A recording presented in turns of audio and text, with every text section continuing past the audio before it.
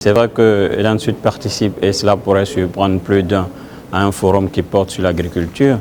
Mais le rôle ici et l'objectif que l'Ansud s'est assigné dans le développement du secteur agricole, c'est d'apporter de la performance aux activités agricoles par l'usage des TIC.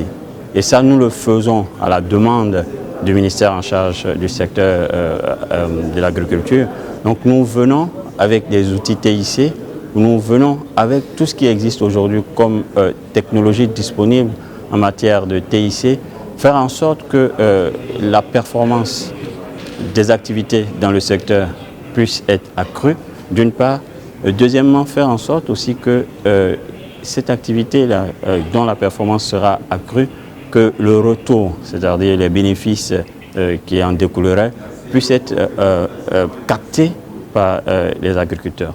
Ça veut dire quoi? Ça veut dire qu'aujourd'hui, il faut, dans la mesure du possible, organiser l'information en amont pour que les agriculteurs puissent améliorer leur technique ou leur technicité en la matière et en aval, faire en sorte qu'ils puissent avoir le meilleur prix de leur production parce que aussi l'information à ce niveau aura été organisée et rendue disponible et accessible. Lorsqu'on met un préfixe I à un secteur d'activité, en fait, il faut juste comprendre que c'est tout ce qu'on veut apporter comme moyen ou facilitation en termes d'amélioration de cette activité en soi. Donc vous avez l'e-santé, vous avez l'e-éducation et aujourd'hui on parle de l'e-agriculture.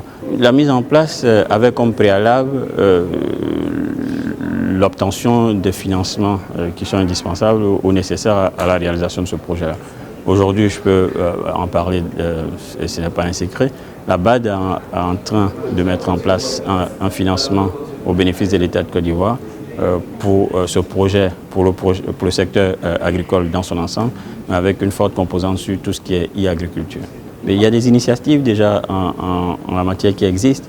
Il faut, et c'est aussi le rôle que l'Ansud entend jouer, il faut déjà donner à ces initiatives un caractère national, que les informations météorologiques puissent être disponibles, donc dans un premier temps être collectées sur l'ensemble du territoire et être mises à disposition sur l'ensemble du territoire.